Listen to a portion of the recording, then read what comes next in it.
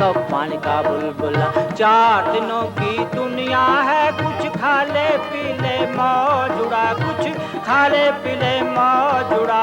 सारे गामा बादानी सा सानी दा पमा करी। बरसगीर के पहले रैपर और रॉक स्टार आतिफ बुलबुला कसम पुरसी की हालत में इंतकाल कर गए। इस वीडियो में हम बात करेंगे उनका आखिरी वक्त कैसे गुजरा, किसने उनका ख्याल रखा, किस अस्पताल में जेर इलाज थे, कौन सी शदीद बीमारी में मुब्तला थे, साथियों में से कौन कौन मिलने आता था, लाइफस्टाइल कैसा था, क्या वो चलने फिरने के काबिल थे, उनका इलाज अच्छा हुआ या बुरा, हुकूमत उनको कितना माहाना वजीफा देती थी, इलाज में हुकूमत ने कितनी मदद की, इंतकाल कहाँ हुआ, ये सब हम बताएंगे आज की इस वीडियो में। Hero heroine actor producer director film star character and dance director singer music director tubewell interactor patient and doctor production bus driver conductor go समेत पाकिस्तान के रॉक स्टार और पानी का बुलबुला और 4 दिना दी जिंदगी जैसे लाजवाल गीत जिन्होंने दिहाइयों रेडियो और टीवी सुनने और देखने वालों की समातों पर राज किया था। इन गीतों के खालिक गुलकार मोहम्मद याकूब आतिफ, जिन्होंने बुलबुला के नाम से शोहरत पाई, वो इस जहां फानी से जहां अब्दी की तरफ चले गए। उन्होंने शोहरत और बुलंदी तो भरपूर देखी, मगर ये हमेशा की तरह वक्ती साबित हुए, जिसका उनको बहुत ज्यादा दुख था। एक तरफ बुलबुला को ये एजाज हासिल था कि उन्होंने लॉलीवुड के लिए भी काम किया, उनकी तस्वीरें मैडम नूरजहां और मेहदी हसन के बराबर लगा करती थीं, मगर उनका आखिरी वक्त इंतहाई दर्दनाक था। बुलबुला ने कुछ अर्सा पहले मीडिया से गुफ्तगू की थी और कहा था कि उनका एक्सीडेंट हो गया, जिसकी वजह से उनकी टांग टूट गई थी और वो चलने फिरने से कासिर हैं। उन्होंने बताया कि जब उनका एक्सीडेंट हुआ तो बेटे उनको सर्विसेज अस्पताल ले गए, जहां उन्होंने पर्ची बनवाओ, ये करो, वहां जाओ लगाए रखा, जबकि बहुत ज्यादा तकलीफ में थे। उनके बेटे ने डॉक्टर को बताया और अपने वालिद का तारुफ कराया, लेकिन उन्होंने फिर भी उनके इलाज मुआवजे पर कोई तवज्जो ना दी और एक्सरे करने में बहुत ज्यादा देर लगा दी थी, जिसकी वजह से उनकी तकलीफ में इजाफा होता चला गया। जब उनके बेटे ने देखा कि उनके वालिद का इलाज नहीं हो रहा तो वो उनको लेकर प्राइवेट अस्पताल गए, जहाँ उन्होंने लोगों से उधार पैसे लेकर अपने वालिद का इलाज कराया, लेकिन तब तक देर हो चुकी थी। बुलबुला के 2 बेटे हैं। उनका बड़ा बेटा काशिफ जूते की दुकान पर काम करता है और खुद से बनाता है, जबकि उनका छोटा बेटा भी मेहनत मजदूरी करके अपने बच्चों का पेट पालता है। जब उनका एक्सीडेंट हुआ तो इससे पहले वो दिल के आर्जे में मुब्तला थे। उनको 2 दफा दिल का दौरा पड़ा था। उनके बच्चों ने अपनी बसात के मुताबिक उनका इलाज करवाया। जब उनका आखिरी वक्त चल रहा था वो पूरी तरह से बिस्तर के साथ लग चुके थे, यहाँ तक कि हाजत भी उनके बेटे ही करवाते। उनके दोनों बेटों ने अपने वालिद का भरपूर ख्याल रखा और अपने वालिद की बीमारी में उनकी भरपूर तीमारदारी की और बेटे होने का फर्ज अदा कर दिया। उनके पास लाहौर के इलाके गड़ी शाहू में 2 मरले का मकान है, जिसमें उनके 2 बेटे, उनकी फैमिलीज और वो खुद रिहाइश पजीर थे। उन्होंने लगभग 60 साल तक शोबिज में काम किया, लेकिन वो कोई असासा न बना सके, क्योंकि उनका शुमार भी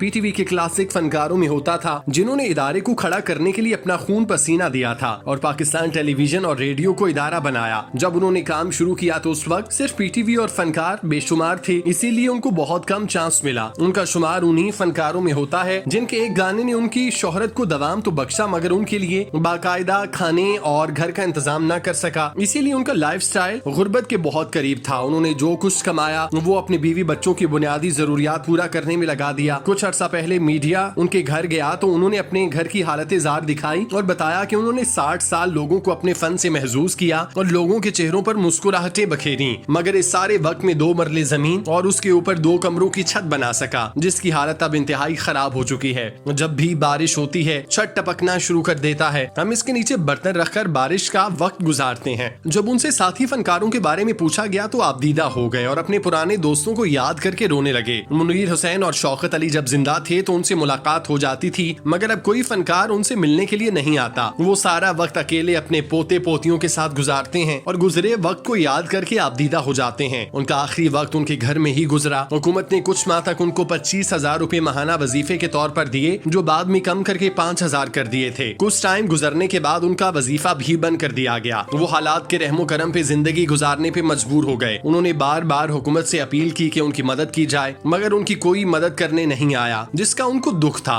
याकूब आतिफ की एक एक्सीडेंट में टांग टूट गई थी, जिसका उन्होंने कुछ वक्त सरकारी अस्पताल में इलाज कराया, मगर उनको फर्क न पड़ा। उन्होंने मीडिया को बताया कि इस वक्त बहुत तकलीफ में हैं, सारे अवार्ड उनसे ले लिए जाएं और उनको इलाज के लिए पैसे दे दिए जाएं। वो सारे अवार्ड और ट्रॉफियां बेचने के लिए तैयार हैं, बस कोई उनसे खरीद ले, क्योंकि इस वक्त उनके हालात बहुत बुरे चल रहे हैं। वो अपना इलाज करवाना चाहते हैं, लेकिन उनके पास खाने के पैसे नहीं और अपना इलाज कहां से कराएं। इसीलिए ये ट्रॉफियां और अवार्ड अब तोल कर बेचने को भी तैयार हैं, बस उनको कोई खरीदार मिल जाए। इसके साथ साथ उनको दिल का मसला है, इससे कबल उनको 2 दफा हार्ट अटैक भी हुआ।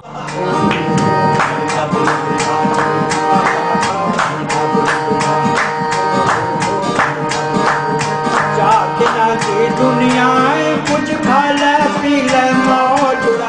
मोहम्मद याकूब आतिफ का जन्म लाहौर के इलाके गड़ी शाहू में हुआ। उनका ताल्लुक एक पसमानदा खानदान से था। वो बचपन से ही फनकारी और गुलकारी से रग़बत रखते थे। वो कवालियां सुनते थे, उनको याद करके गाना शुरू कर देते। उन्होंने 1971 में 14 साल की उम्र में रेडियो पर ऑडिशन दिया और सेलेक्ट हो गए। वो रेडियो पाकिस्तान लाहौर सेंटर के प्रोग्राम्स में परफॉर्म करना शुरू हो गए। यहाँ से उनके फनी सफर का आगाज हुआ। उनके नाम का फनकार रेडियो में पहले से मौजूद था, तो उन्होंने अपने नाम के साथ बुलबुला लगा लिया। उन्होंने मैट्रिक तक तालीम हासिल की। उनका लाजवाल गीत पानी का बुलबुला, जिसको उन्होंने खुद ही लिखा, खुद ही कंपोज किया, खुद ही गाया। आतिफ बुलबुला की पहचान पानी का बुलबुला पहली दफा पीटीवी के क्लासिक ड्रामे वारिस में गाया गया था। उनका ज्यादा काम रेडियो के लिए था, क्योंकि उनको ज्यादा काम टीवी पर नहीं मिल सका। उन्होंने ज्यादा काम रेडियो और निजी तकरीबात में परफॉर्म करके किया। अगर उनकी फैमिली की बात करें तो उनके 2 बेटे हैं, जिनके साथ वो 2 मरले के घर में कयाम पजीर हैं। उनका बड़ा बेटा काशिफ खुद से का काम करता है, जबकि छोटा बेटा मेहनत मजदूरी करके बच्चों का पेट पालता है। इसके साथ साथ वो अपने वालिद का इलाज मुआवजा भी करवाते थे। उनके बच्चे भी फनकार बनना चाहते थे, लेकिन उनकी बीवी ने उनके बच्चों को इस फील्ड की तरफ नहीं आने दिया। वो भी अपने वालिदैन की मंशा के बगैर इस फील्ड में आए। बुलबुला अपनी तबीयत के अलग ही फनकार थे। उन्होंने पूरी जिंदगी पतलून और शर्ट पहनी, कभी शलवार कमीज नहीं पहनी। ईद पे शलवार कमीज बनवाते जरूर थे, मगर पहनते नहीं थे। उनका गाया गाना 4 दिना दी जिंदगी, खाले पीले मौज उड़ा ले हमेशा याद रखा जाएगा। बेशुमार गीतों का शायर और रेडियो का ये क्लासिक फनकार इसी तकलीफ और बेशुमार बीमारियों के साथ लड़ते लड़ते इंतहाई कसम पुरसी और तंग दस्ती की हालत में मदाहों को